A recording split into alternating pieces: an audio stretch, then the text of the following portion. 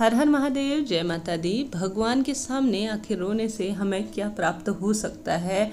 जब एक भक्त अपने भाव से, वह भले ही उस अपने इष्ट को मातृ रूप में पूज रहा हो या पितृ रूप में पूज रहा हो या एक सखा की दृष्टि से देख रहा हो, उस समय उसके आंखों से जो है झरझर आंसू बहने लगते हैं।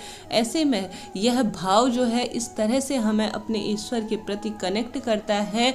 हमें अपने आसपास कोई व्यक्ति नहीं दिखाई देता, बस हमारे सामने हमारे इष्ट देव और उनकी छवि दिखाई देती है। मन करता है इनसे आज अपनी बात पूर्ण करें। सबसे पहले रोना भी एक पूजा का ही अंग है। जब यह भाव उत्पन्न होता है तो मन जो है इसके पश्चात पूर्ण रूप से हल्का हो उठता है। पूर्ण रूप से एक अलग सी अनुभूति, एक शांति सी मिलती है। ऐसा लगता है हमने अपने सर का वजन जो है गठरी के रूप में नीचे रख दिया है। पूरा जो है हमने अपने मन की बात अपने ईश्वर से कह दी। जिस प्रकार से एक बच्चा होता है वह रोता है और देखता है अपने माँ की तरफ, और माँ भी जब बच्चा रोता है उसे जो है अपनी बाहों में उठा लेती है, अपनी गोद में सुला लेती है और पूछती है कि मेरे बच्चे आपको क्या चाहिए। ठीक उसी प्रकार से इस संसार रूपी भीड़ से हम बहुत परेशान हो जाते हैं। हमारी मनोकामना पूर्ण न हो रही हो, या विशेष रूप से कई लोग हमारा जी दुखा रहे हो, या कोई भी हमारे जीवन में इस तरह से कष्ट आ गया हो जिसे हम हर एक व्यक्ति को नहीं बता पाते। वह जो है इन चीज़ों को बताते हैं परंतु वह इन चीज़ों को समझता भी नहीं है। ऐसे में यह चीज़ें हमें अपने ईश्वर को कह देनी चाहिए। ईश्वर उसी प्रकार है जिस तरह से एक माँ या एक पिता जिसके आगे हम फूट फूट कर रो देते हैं। हमें उम्मीद होती है कि हमारा ईश्वर जो है हमारा हाथ पकड़ लेगा, अपनी गोद में सुला लेगा, अपने जो है हमारे सर पर इस तरह से हाथ रखेगा कि अब हमें मातृ रूप और पितृ रूप में प्राप्त हो चुका है। यह बहुत सुखद अनुभूति होती है। कई बार मेरे साथ भी ऐसा होता है, जब मन काफ़ी भारी उठता है तब मैं माँ के आगे बस रो देती हूँ, बस उन्हें एकटक निहारते हुए अपनी बातें कह देती हूँ। मन काफ़ी हल्का सुकून महसूस करता है।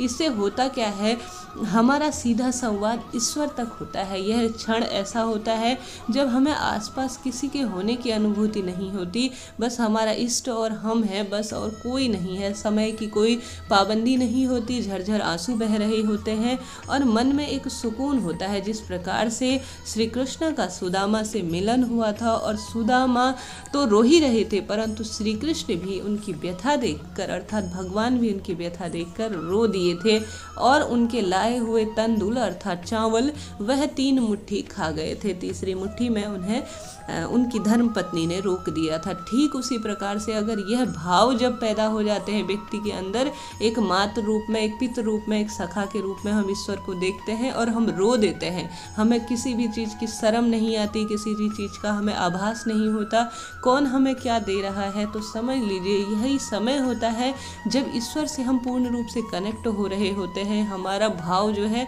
ईश्वर के प्रति होता है और हमें कुछ नहीं दिखाई देता।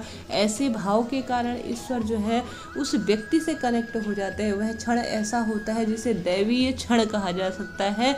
इस समय की जब यह प्रार्थना यह ईश्वर तक पहुंचती है तो वह मनोकामना भी आवश्यक रूप से जो है ईश्वर तक पहुंचती है। साथ ही मन इस तरह से सुकून से भर जाता है जैसे मन बिल्कुल हल्का हो गया हो। हमने अपनी माता से सारी बातें कह दी हो, हमने अपने पिता से सारी बातें कह दी हो।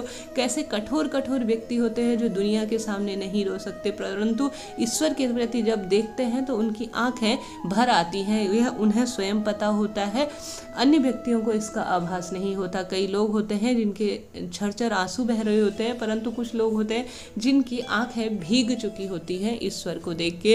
यह भाव ही पूर्ण रूप से ईश्वर और हमें एक दूसरे से कनेक्ट करता है। अलग तरह की अनुभूति होती है। यह पल पूर्ण रूप से चमत्कारी होता है जब इस पल में ईश्वर को हम अपने आसपास अनुभव करते हैं। इस पल में मानी गई मनोकामना, इस पल में कही गई पीड़ा भगवान तुरंत हर लेते हैं। ऐसे मौके बहुत कम आते हैं जो ईश्वर से एक भक्त का सीधा संवाद हो रहा होता है।